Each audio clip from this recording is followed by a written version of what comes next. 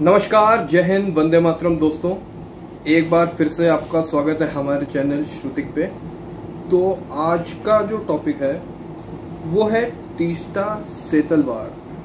अब ये कौन है और इसने क्या किया, इसके बारे में ही इस वीडियो में जानेंगे। और आज आपने देखा होगा कि ना कोई हाईलाइट रही ना कुछ ऐसा रहा, तो उसका कारण यही है कि ये बहुत सीरियस टॉपिक है और ये वीडियो थोड़ी लंबी भी हो सकती है। तो हम लोग ने सोचा कि बिना टाइम वेस्ट किए सीधे टॉपिक पे ही आएंगे। तो आज बता देते हैं कि आज हम लोग किस किस बारे में बात करेंगे। तो पहला है तीस्ता सेतलवाड़ कौन है, इसका आफ्ताब आलम से क्या रिश्ता है और कौन है आफ्ताब आलम, और ये सुप्रीम कोर्ट का जो जज रहा है आफ्ताब आलम, इसने क्या किया। उसके बाद लेफ्टिनेंट जनरल जमीरुद्दीन कौन हैं और इन्होंने क्या कहा मोदी या और अमित शाह पे गुजरात दंगों के बारे में। एसआईटी ने क्या कहा और उनकी फाइंडिंग्स क्या रही। तीस्ता सेतलवाड़ और जाकिया ने मिलकर क्या किया। एहसान जाकिर की से क्या रिश्ता है जाकिया का, और कैसे जो एक गुलबर्ग सोसाइटी मैस्कर होता है उसमें क्या रोल रहता है, जिसमें कि 69 लोगों यानी कि 69 लोगों की मौत होती है। और फिर क्या कहते हैं, सेतलवाड़ और जाकिया का रिश्ता, जाकिया और जो एहसान है उनका क्या रिश्ता है, ये भी बताएंगे। मोदी और शाह को फंसाने की कोशिश करने की क्यों कोशिश हुई 2002 के दंगों में। और सबसे बड़ी बात है कि 24 जून 2022 को सुप्रीम कोर्ट ने फैसला दिया कि जो एसआईटी ने फाइंडिंग्स 2012 में दी थी वो सही थी, और ये कह करके सारे केस बंद किए। तो चलिए अब वीडियो शुरू करें। उससे पहले एक चीज़ कि भाई लोग, अगर वीडियो लाइक नहीं की है तो कर देना, चैनल सब्सक्राइब नहीं कर रखा है तो कर लेना, और बेल आइकन दबाना ना भूलना, क्योंकि बेल आइकन दबाओगे तभी नोटिफिकेशंस मिलेंगी। तो चलो वीडियो शुरू करते हैं। तो गाइस, वीडियो शुरू करने से पहले मैंने जैसे कि अपनी पिछली एक वीडियो में बताया था कि मैं बहुत ही जल्द एक बुक में एज ए को ऑथर आने वाला हूं। तो वो बुक आ चुकी है, आप देख सकते हैं, डिप्रेशन दैट रूल्स ओवर। बहुत ही इंपॉर्टेंट टॉपिक है, आपको इस बुक को जरूर पढ़ना चाहिए।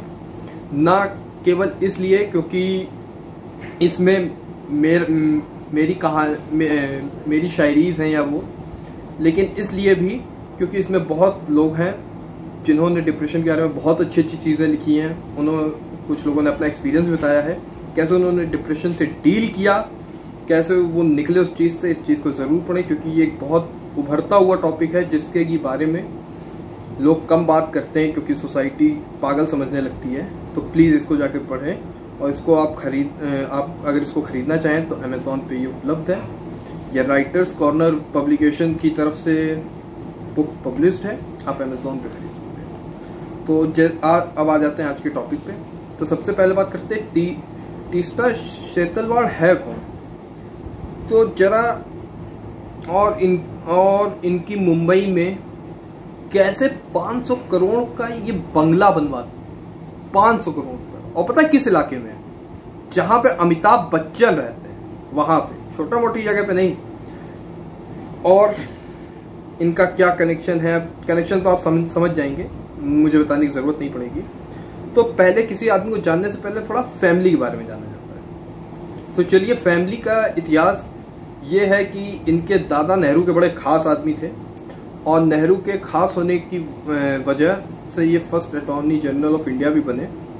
और सबसे बड़ी चीज कि जितने हिंदू विरोधी कानून इस संविधान में है वो इसके दादा ही की देन है, ठीक ना। और अब बात कर लेते हैं इसके दादा के पिताजी यानी कि इसके परबाबा के बारे में। तो इसका परबाबा पता है कौन था, जिसने जनरल डायर को क्लीन चिट दी थी जलियांवाला बाग मैसेकर, समझे, जलियांवाला बाग मैसेकर, जिसमें इतने सिख, क्या जो भी सिख नहीं कहूंगा, मारे तो केवल सिख गए थे, लेकिन एक कम्युनिटी से कह देना बड़ा वैसा हो जाता है, एक संकीर्ण सोच हो जाती है। उसमें जो भी इंसान मारा गया था वो हिंदुस्तानी था और उन्होंने कोई गलती नहीं की थी। और पता है वहां पे जलियांवाला बाग होता है, यहाँ पे कुछ लोग चौकी में आग लगा देते तो सत्याग्रह वापस हो जाता है, मतलब नॉन कॉपरेशन मूवमेंट, जिसके बारे में मैं इसी इंडियन फाइल्स के उसमें हंसा भी था। क्यों वापस कर लिया भाई? ऐसा क्या था? नॉन कॉपरेशन वापस हो गया और यहाँ पे आज देखो ना सत्याग्रह चल रहा राहुल गांधी का, आग जनी हो रही है, सब हो रही है। ठीक है, इसने एक एनजीओ बनाया सबरंग करके, और इसके थ्रू और एक और एनजीओ था जिसके थ्रू ये मोदी और शाह को घेरती रही। और मतलब बेसिकली मोदी शाह तो क्योंकि दो बड़े नेता उभर आए 2002 के दंगों में, इनका मेन मकसद था बीजेपी और आरएसएस को गुजरात दंगों का दोषी साबित कर दिया जाए, और जो कि एक हिंदुत्व का रिवाइवल चल रहा है, जो एक रिवाइवल होता दिख रहा है, और जो इसके मुख्य नेता बनते दिख रहे हैं, उनका कैरियर ही खत्म कर देना था। मेन जो इसने चलवाया यही था। अब जो लोग वहां मरे, उनके सबसे बड़ी बात, जो लोग मरे थे उन दंगों में, उनके नाम पे ये लेती है 7 करोड़ रुपए। 7 करोड़ रुपए, 2 करोड़ रुपए ये खर्चा करती हैं उन लोगों के जिनकी डेथ हुई थी, उनके परिवार या और जगहों पे उनकी हेल्प करने के लिए। बाकी 5 करोड़ रुपए अपनी अय्याशियों, मतलब जहां महंगी शराब, महंगे रिजॉर्ट और अपने पर्सनल क्रेडिट कार्ड्स और डेबिट कार्ड्स के क्रेडिट कार्ड की बिल देने। अब ये पहली बार तो है नहीं, एक महिला ने अभी कोविड में भी फंड इकट्ठा किया था ना, फिर उसके बाद उसको अपने भाई और बाप के अकाउंट में डाल दिया था। तो ये कम्युनिस्टों का तो खेल ही यही है, कम्युनिस्टों का खेल ही यही है। और सबसे बड़ा जो रीजन अगर जानना है तो भाई इसके हस्बैंड का नाम जावेद है, क्योंकि अब आज के समय में सो कॉल्ड एक्टिविस्ट का टैग लगाना बहुत आसान हो गया, तो लगा लेता है। और इसके जो एनजीओ था उसने कभी ये चीज थमने नहीं दी, चाहे अलग अलग माध्यमों से, चाहे एविडेंस बनाने हो, चाहे फेक डॉक्यूमेंट्स बनाने हो। उस पर अभी बात करेंगे कि कैसे फेक डॉक्यूमेंट और उसका क्या खेल रहा, और कैसे कांग्रेस की एक राजमाता ने एक क्या कहते हैं पूरा खेल बनाया, और जो हिंदुत्व रिवाइव हो रहा था, जैसे कि अभी थोड़ी देर पहले भी इसी चीज पर बात की, उसको कैसे रोका जाए। जो उसके दिख रहे हैं कि मुख्य सारथी, मतलब जो उसको चलाने वाले हैं, उस रथ को चलाने वाले जो मेन 2 लोग उभर रहे थे, और कैसे उन मोदी और शाह को रोका जाए और बीजेपी और आरएसएस को खत्म किया जाए, लेकिन गुजरात में नहीं, सुप्रीम कोर्ट में। उसके लिए मैं बताता हूं क्या होता है। उसके लिए आफ्ताब आलम करके एक सुप्रीम कोर्ट में जज तो थे ही थे, जिसकी की बेटी और उसका खुद का रिश्ता इस तीस्ता से था। और अगर कोई सिक्किम से देखे तो प्लीज, तीस्ता जब भी मैं बोल रहा हूं तो मैं उस महिला के लिए बोल रहा हूं, नदी के लिए नहीं बोल रहा। तो इनके ऊपर एक रईस पठान करके दूसरे जज थे, और कई और लोगों ने बोला कि ये कुछ ज्यादा ही खास हैं तीस्ता सेतलवाड़ के, तो इनको इस केस से दूर रखा जाए। लेकिन और भैया नहीं रखा जाता है, उसके कारण अपने राजनीति और सत्ता। सबसे बड़ी चीज, ये जो महिला दिखती है, जो बता रही है, ये शाहीन बाग में बैठ के, जो जब सुप्रीम कोर्ट कहती है कि हमारी तरफ से 2 लोग जाएंगे जो कि उन महिलाओं से बात करेंगे, तो ये ट्रेनिंग दे रही थी कि कितना बोलना है, कब रोना है, और क्या बात कहनी है, क्या नहीं बोलना है, किस सवाल पे गुस्सा दिखाना है कि हमारा विरोध है। ये सब ये ट्रेनिंग दे रही थी। इसने बकायदा ट्रेनिंग दिया, वहां पे वीडियो निकल के आया, स्टिल फोटोज भी निकल कर आई। और एसआईटी इसी ने मांगी थी। सबसे बड़ी बात, जो गुजरात दंगों में ये आज एसआईटी और सब पे रोना चालू हो गया है, कम्युनिस्टों और लेफ्टिस्टों का, और एक जो पूरा ग्रुप बना हुआ है, इन्हीं सब ने एसआईटी की मांग की थी। और एसआईटी ने खोजा कि कुछ नहीं हुआ था, तो आज के समय में इनके हिसाब से सब गलत, क्योंकि जब फैसला इनके समर्थन में आ जाए मोदी और शाह के शासनकाल में, तो सुप्रीम कोर्ट भी सही होती है, सब सही होते हैं। लेकिन अगर 2G स्पेक्ट्रम का फैसला सही हो, लेकिन वही सुप्रीम कोर्ट राम मंदिर बनवाने को कहती है, तो वो गलत हो जाती है, वो क्रिमिनल हो जाती है। ये इनके हिसाब से इनकी दोहरा मापदंड है कि नहीं है, ये आप डिसाइड करें। अब होता क्या है कि गुलबर्ग मैस्कर होता है, जिसकी बात अभी की हमने, तो उस मैस्कर में एक नेता मारा जाता है जिसका नाम एहसान करके था। तो क्या होता है कि उसकी बीवी जाफिया को पास ये जाती है, उससे कहती है कि तुम कंप्लेंट करो, FIR जो हो चुकी है उसमें मोदी और अमित शाह का नाम पढ़वाओ। अब पुलिस स्टेशन जाते हैं। इनकी प्लानिंग देखिए कि ये कैसे सुप्रीम कोर्ट से खत्म करवाना था, जो मैंने अभी बोला।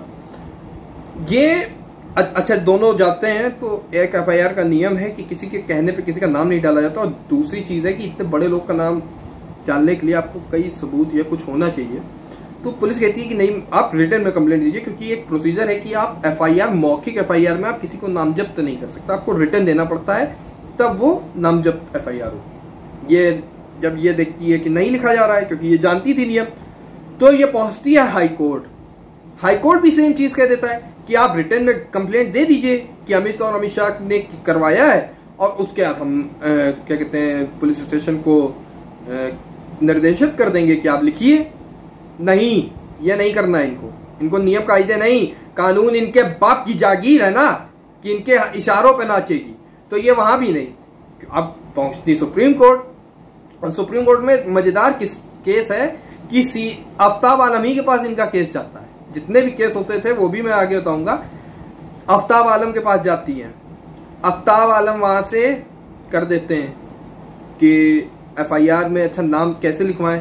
तो ये एक पूरा षड्यंत्र के तहत SIT की मांग करती हैं कि SIT लिखी जाए, क्योंकि अगर SIT की फाइंडिंग में आ गया तो अमित शाह और उसको निर्देशित करके पुलिस स्टेशन को नाम पढ़वा दिया जाएगा। लेकिन SIT जब आती है तो उसके फाइंडिंग में ऐसा कुछ होता ही नहीं है, कोई सबूत ही नहीं मिलते हैं।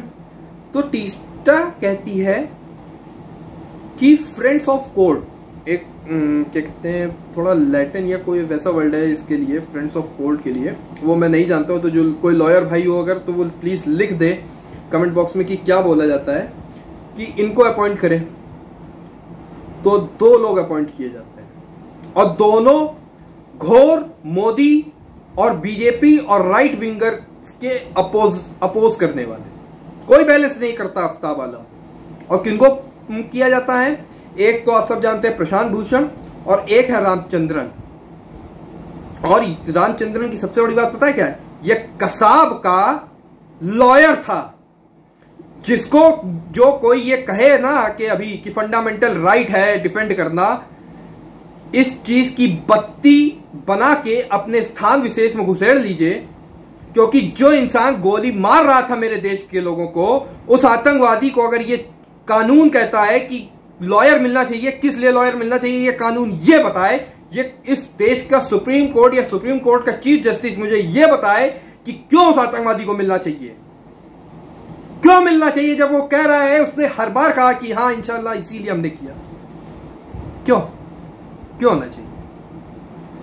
केवल पैसे के लिए, या क्या मामला है बताए जरा हमें कि क्या है ये राइट टू डिफेंस। भाई देश का अगर कोई मर्डर करता है, मर्डर जब तक प्रूव नहीं होता तो उसको, लेकिन जो टेररिस्ट पकड़ा जा रहा है, 56 और सबके साथ पकड़ा जा रहा है, उसको तुम आतंकवादी नहीं मानने को तैयार है यार। अब क्या होता है कि एविडेंस तो मिलते नहीं है, सब बातें छोड़ जाते हैं, तो ऐसा फिर से एविडेंस नहीं मिलते हैं। तो प्रशांत भूषण और ये रामचंद्रन दबाव बनाते हैं आफ्ताब आलम पे कि आप कहिए कि नहीं, सबूत है और इनका नामजब्त किया जाए। भाई लेकिन इनकी किस्मत इतनी बुरी थी, एक चीज कही गई है ना हमारे इतिहास में कि सत्य परेशान हो सकता है लेकिन पराजित नहीं हो सकता है, होता वही है। इनकी किस्मत इतनी खराब थी कि जो SIT के हेड थे CBI के, उनके साथ वो ईमानदार फंस गए। इन्होंने जो शुरुआत के 2 हेड बनाए उसमें SIT में, वो दोनों ईमानदार थे, तो वो झुके नहीं, उन्होंने माना ही नहीं कि बिना एविडेंस के कैसे कहते हैं। आप एविडेंस तो दीजिए, कोई लॉजिकल एविडेंस तो हो। केवल एक थ्योरी जो फ्लोट कर रही है, जिसका कोई आधार नहीं है, जिसके लिए कोई प्रूव नहीं है, हम उसके बेस पे कैसे लिख दें? भाई स्टेट का CM है, कोई राह चलता आदमी नहीं है या कोई ऐसा मुजरिम नहीं है जो कि बराबर इन सब चीजों में संलिप्त रहा हो, नहीं होता है। अब क्या बोले, संजीव सर जो कि बहुत ईमानदार थे, उन पे हमला शुरू हो जाता है और इसी के बीच में इशरत जहान की एंट्री होती है जो कि गोली मारने आती है मोदी को, लेकिन उसी को गोली पड़ जाती है, एनकाउंटर हो जाता है। फिर उसके लिए इशरत देश की बेटी है, बड़ा गाली निकलती है मुंह से, लेकिन सच में अगर कोई सामने ये सब बातें करता है तो मुंह से गाली ही देके बात होती है।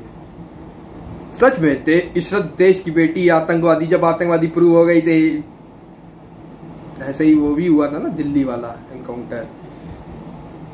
अब जब ये सब चालें नहीं काम आती हैं, तब क्या होता है कि जो टॉप ऑफिशियल संजीव भट्ट एक था और एक श्री कुमार ने तो अभी एक मूवी आने वाली है, क्या कहते हैं, नारायण करके एक साइंटिस्ट थे, उनको कैसे एक फर्जी केस में फंसा दिया जाता है। नहीं तो हमारे पास जो क्रायोनिक इंजन होता है वो पहले आ गया होता, लेकिन उनको फंसा के उनकी पूरी जिंदगी बर्बाद कर दी जाती है। और क्या ही बोले उस साइंटिस्ट के लिए, सच में दिल से बहुत इज्जत है, उनके बारे में बहुत अच्छे से पढ़ा है। 1 जुलाई को अभी फिल्म आने वाली है आर माधवन की, प्लीज देखिएगा जरूर। प्लीज ऐसी मूवीज को सपोर्ट करिए कि कैसे एक साइंटिस्ट जो इतना अच्छा साइंटिस्ट उसकी जिंदगी बर्बाद है, जेल में बिताने पड़े, उन्हें काफी थे। ये होता है। और सबसे बड़ी बात है कि विटनेस भी नहीं होते। जो विटनेस आते भी हैं या जो लोग पकड़े जाते हैं दंगों के दौरान, वो कहीं नहीं साबित होता था कि मोदी और वो होते हैं। अब चलिए चलते हैं एसआईटी पे। क्या बात कही, तो एसआईटी जो बनी वो क्या था कि उसको मेन फाइंडिंग क्या करनी थी। सबसे पहली बात कि आग जो थी वो बीजेपी और आरएसएस वालों ने लगाई। तो एक थ्योरी जो फ्लोट करवाई गई थी कि बीजेपी और आरएसएस वालों को पता था कि ये जो 59 कार सेवक आ रहे हैं ये किस बोगी में आएंगे, और जैसे ही गाड़ी गोधरा पे पहुंची तो आग लगा दी गई। जब उसमें पूरी जांच की गई तो पता चला कि इंटेलिजेंस के भी लोगों को ये नहीं पता था, या जितने टॉप ऑफिशियल्स थे किसी को नहीं ये पता चल सकता था कि ये 59 कार सेवक हैं। पहली बात, क्योंकि इन्होंने कोई कार सेवक से तो आईडी बनवाई नहीं थी, इन्होंने तो अपने नामों से बनवाया था टिकट और वो सब। तो ये थ्योरी यहाँ पे फेल हो गई। उसके बाद इन्होंने कोशिश क्या की कि जो कि लालू यादव ने प्रूफ भी करवा दिया कि आग अंदर से लगी। और क्या कहा गया कि वो बाबा लोग थे उसमें, साधु संत थे, तो वो गांजा फूक रहे थे। और गांजा फूक रहे थे तो क्या हुआ कि सिलेंडर रखा तो उसमें आग लग गई और सब मर गए।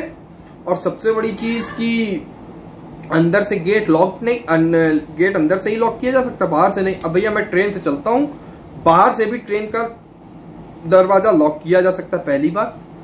दूसरी बात, जो एक ट्रेन का कंपार्टमेंट होता है उसको ये प्रूव करा गया, साइंटिफिकली प्रूव किया गया कि अगर एक जगह उसमें आग लगा भी दी जाए तो पहली बात वो जलाएगा नहीं। जब सिलेंडर में आग लगती तो वो फटता है, उसमें अगर आग लगेगी तो वो तो गैस जलती रहेगी। भाई घरों में स्टोव जलता है तो पूरा घर जल जाता है क्या? नहीं तो ब्लास्ट होता है, नहीं तो एकदम से भपक्का निकलता है। वो सब कुछ नहीं हुआ था। अंदर से आग लगने में, बाहर से जब पेट्रोल डाल के आग लगाई जाती है उसके दोनों के आग लगने का तरीका अलग होता है। ये साइंटिफिकली प्रूफ किया गया कि नहीं, आग अंदर से नहीं लगी थी, बाहर से ही लगाई गई थी।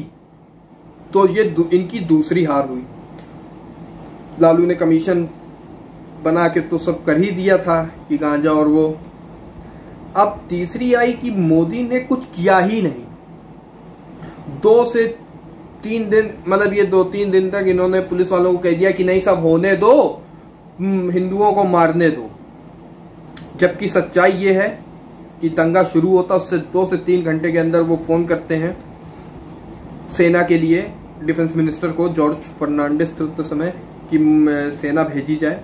तो ये होता है कि 2 से 3 दिन लगेंगे, तो वो कहते हैं नहीं जल्दी करिए। फिर वहां पे सेना से बात होती है तो वो आर्मी एयरफोर्स से बात करती है और एरोप्लेन से आती है। फिर एक चीज इसमें और आती है कि मोदी 3 स्टेट जो नेबरिंग स्टेट है, राजस्थान, मध्य प्रदेश और महाराष्ट्र, उनके सीएम्स को फोन करते हैं। अशोक गहलोत, दिग्विजय सिंह और तीसरे सीएम थे विलास राव देशमुख, मुंबई महाराष्ट्र। तीनों मना कर देते हैं, तीनों एडिशनल फोर्सेस नहीं भेजते। क्यों नहीं भेजते भाई? क्या मजबूरी थी? कांग्रेस के ही सीएम थे, केवल यही था। क्यों तुम चाहते थे कि दंगा होता रहे? तुमने एडिशनल फोर्स क्यों नहीं भेजी?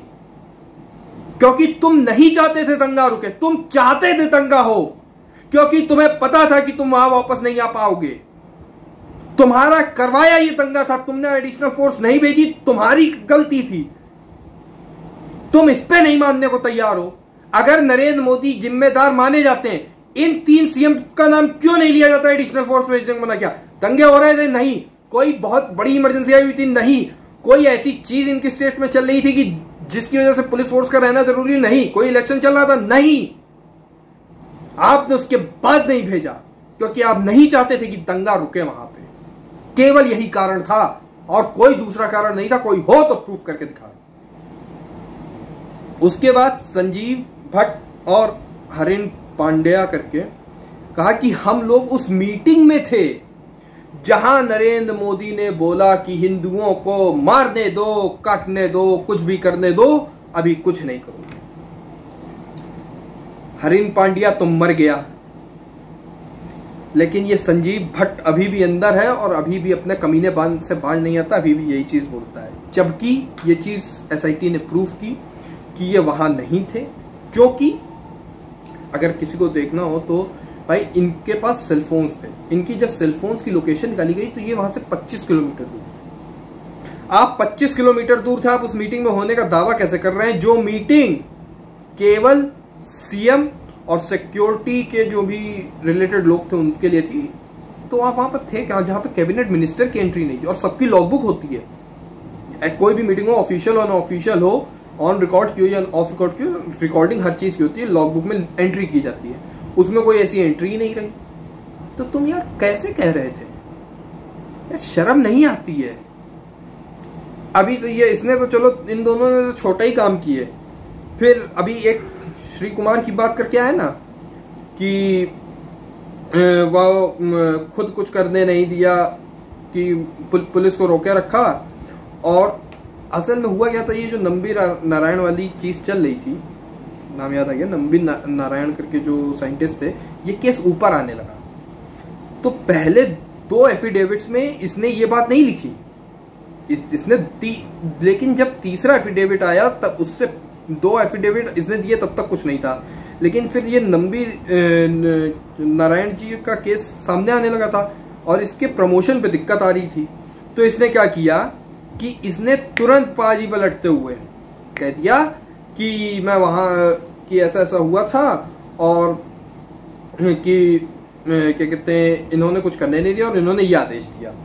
और तो और इसने अपने सीनियर्स के स्टैम्प चुरा के फर्जी डॉक्यूमेंट्स बनाए, और न केवल बनाए, कोर्ट में जमा भी कर दिए। बाद में कोर्ट ने इसको जब एग्जामिन करवाया और सब मिलवाया तो पता चला ये फर्जी है, तो ये जेल गया।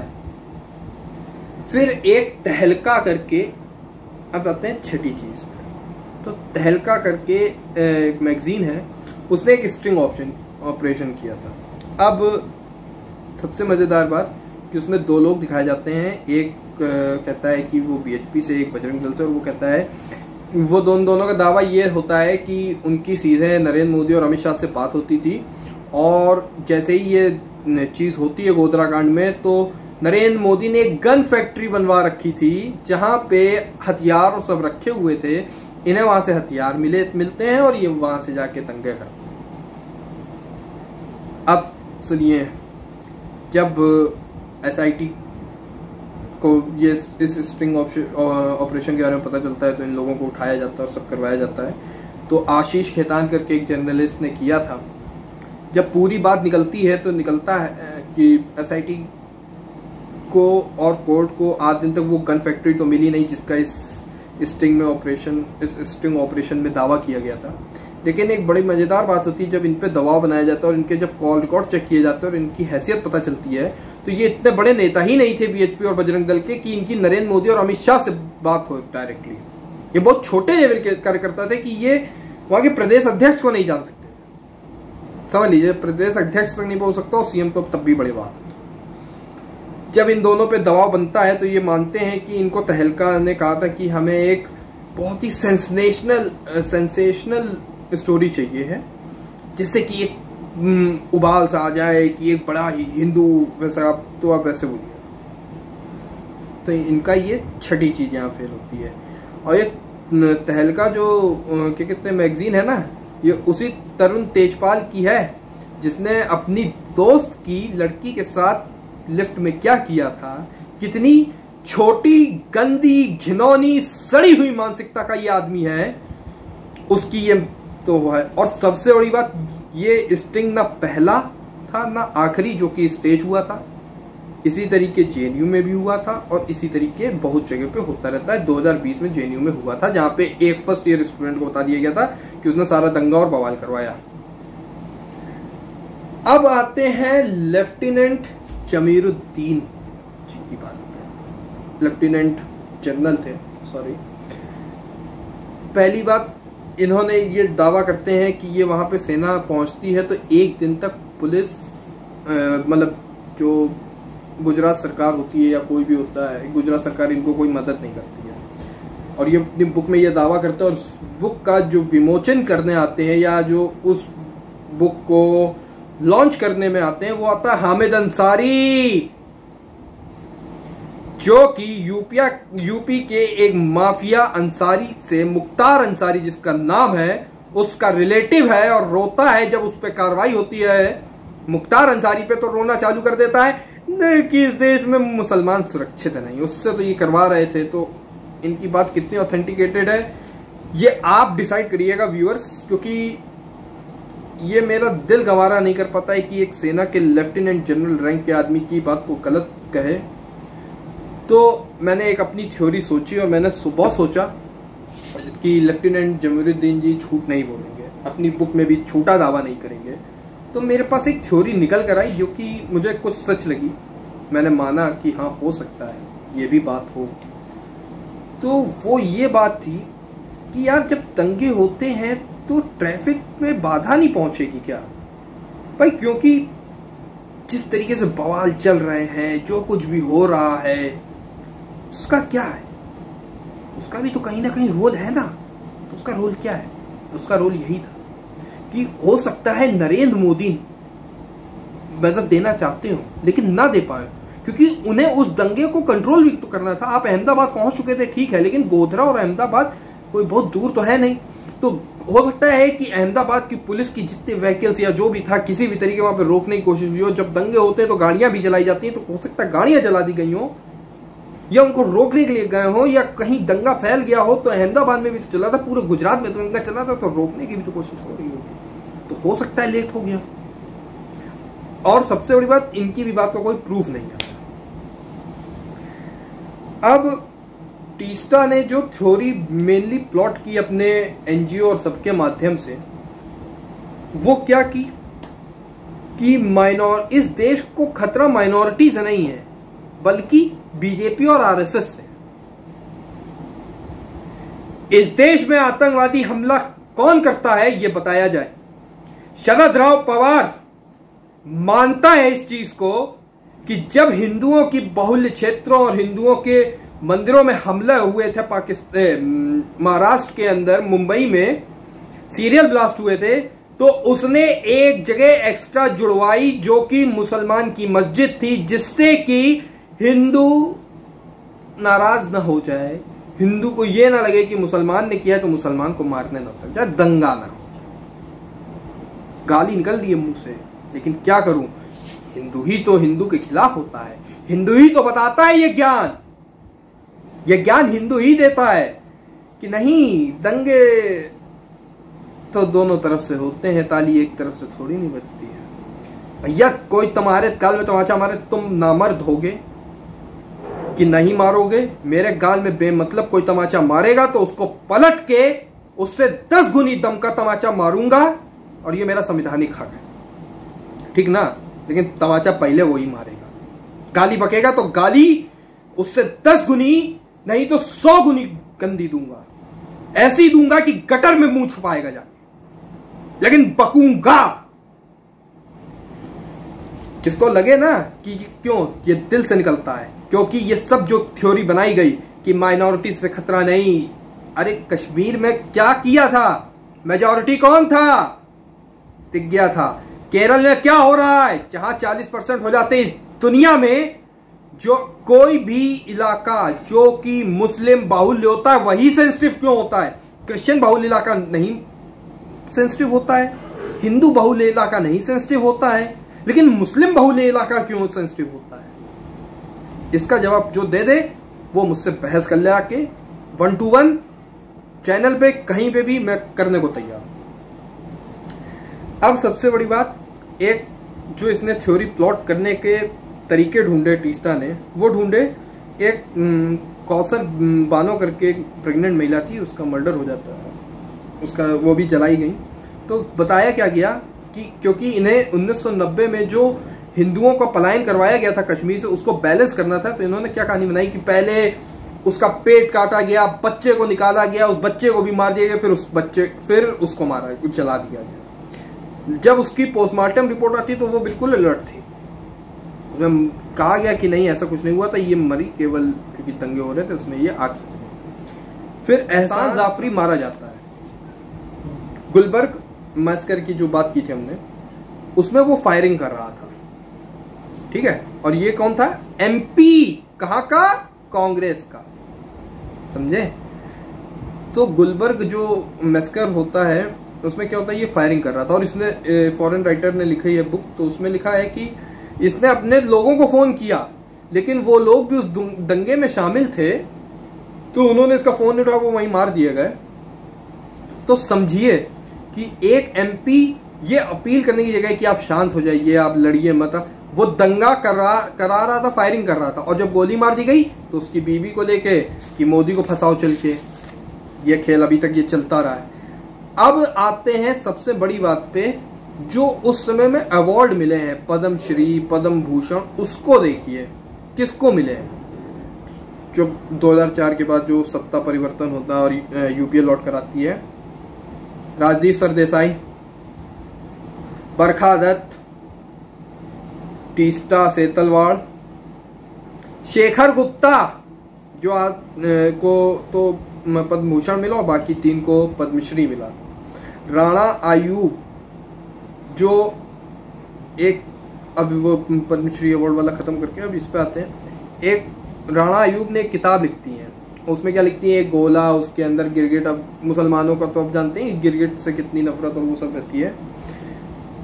उस किताब को उठा के सुप्रीम कोर्ट ने डस्टबिन में फेंक दिया और बोला कि आप कोई ऐसे सबूत लाइए, अपनी मन घड़ंट कहानी ना बताइए, ये कहानी बताने की जगह नहीं है, आप सबूत लाइए, इमेजिनरी वर्क ना करिए, केवल एक कोई फ्लोटिंग थ्योरी उठा ली उस पर ना लिखिए, सबूत ला के दीजिए। सबूत पे कोर्ट चलता है। जब बीजेपी आरोप लगाए तो सबूत ला कर दो, ये आरोप लगाए, इन्होंने जो लिख दिया वो कलम की स्याही, मतलब सच्चाई हो गई। कोई तुम कौन हो भैया, भगवान हो का, अल्लाह हो? क्योंकि सुना है कि अल्लाह तो कोई और हो नहीं सकता, तो अल्लाह तो तुम हो नहीं, तो तुमने जो लिखा वो कोई सच तो है नहीं। तो जाके अपने घर में बैठो, सबूत ला कर दो, तुम्हें सबूत ही दिखाने पड़ेंगे, ठीक ना? अब मैं इसका एक लब्बो लबाब बता देता हूं कि मेरे हिसाब से क्या है। तो देखिए, मेरे हिसाब से जो गुजरात दंगों को इतनी बड़ी शक्ल देने की कोशिश हुई, वो इसलिए हुआ था कि कांग्रेस का एक लंबे समय तक वहां पे शासन नहीं रहा था। उस समय तक भी एक 5-7 साल का समय हो गया था, और कांग्रेस बिना सत्ता के क्या कहते हैं, छटपटाती है। दूसरी चीज, आजादी के बाद से कांग्रेस क्योंकि रही सत्ता में, तो इनके पास एक बेनिफिट रहा कि ओवर द इयर्स इनका एक नेटवर्क, जो आईपीएस, आईएफएस और ये जो अलग अलग तरीके के ऑफिसर्स आते हैं पुलिस के हो या अलग अलग महकमों में, ये सब इन्होंने लेफ्टिस्ट, और क्योंकि जेएनयू जैसी यूनिवर्सिटीज को इतना इन्होंने वो कर दिया था, लेफ्टिस्ट का सेंटर्स बना दिया था, कि इनकी सोच एक पर्टिकुलर तरीके की हो चुकी थी। क्योंकि भाई गोधरा में जो दंगा हुआ, मुसलमान ये भूल जाता है, वो सोच लेता है कि मैं एक गोले में रहता हूँ, एक गोला बना के, कि वो छोटे से गोले में मेरी बाहुल्यता है, मुसलमान के साथ दिक्कत क्या, उस गोला जो तुम बनाते हो उसके अंदर रहने वाला जो गैर मजहबी इंसान है तुम्हारे अलावा, उसको तुम मार लेते हो क्योंकि उसकी आबादी वहां कम है और तुम आबादी में उस गोले की आबादी में ज्यादा हो। लेकिन मुसलमानों, तुम भूल जाते हो कि तुम जिस गोले में रहते हो, अधिकतर इस देश में उस गोले के बाहर रहने वाला जो हिंदू समाज है वो तुमसे आबादी में बहुत बड़ा है। तुम ये सोच लेते हो कि तुम्हारी तैयारी बहुत है, लेकिन तुम ये भूल जाते हो कि तुम्हारे पास तैयारी है, लेकिन अगर हिंदू की आबादी ज्यादा है, वो अपने पे उतर आता है, तो तुम मारे ही जाते हो। इसीलिए कोई दंगा आज दिन तक जितने भी मैंने द इंडियन फाइल्स में बताए हैं, वो कहीं से शुरुआत हिंदुओं ने नहीं की है या किसी और कम्युनिटी ने नहीं की है, एक ही तरह से शुरुआत हुई है, अदर देन कि कोई और धर्मों या उसमें लड़ाई हुई हो, रिलीजन्स में। और सबसे बड़ी चीज है, तुम जहां मार खाने लगते हो वहां माइनॉरिटी का खेल खेलने लगते हो, विक्टिम कार्ड खेलने लगते हो। तो भैया करो नहीं, करोगे तो जवाब मिलेगा। तुम किसी को तमाचा मारोगे, तुम्हें तमाचा मारा जाएगा। ये देश गांधी का नहीं है, सुभाष चंद्र बोस का है। इस देश में जब सुभाष चंद्र बोस, जो लोग कह देते हैं ना कि हमें आजादी मिल गई बिना खड़क बिना ढाल, तो ये 26,000 जवान केवल आजाद हिंद फौज का शहीद हुआ था इस देश की लड़ाई में। बाकी भगत सिंह और जैसे लोग तो कितने शहीद हुए। भगत सिंह की भी आजादी में बहुत बड़ी भूमिका थी। मैं छोटा नहीं कहूंगा कि बहुत लोग शहीद हुए, लेकिन बहुत लोग शहीद हुए हैं। मैंने 26,000 तो केवल एक आंकड़ा जो कि केवल एक जगह से आता है, जो कि असली हिंदुस्तानी सेना उन्हीं ने बनाई थी।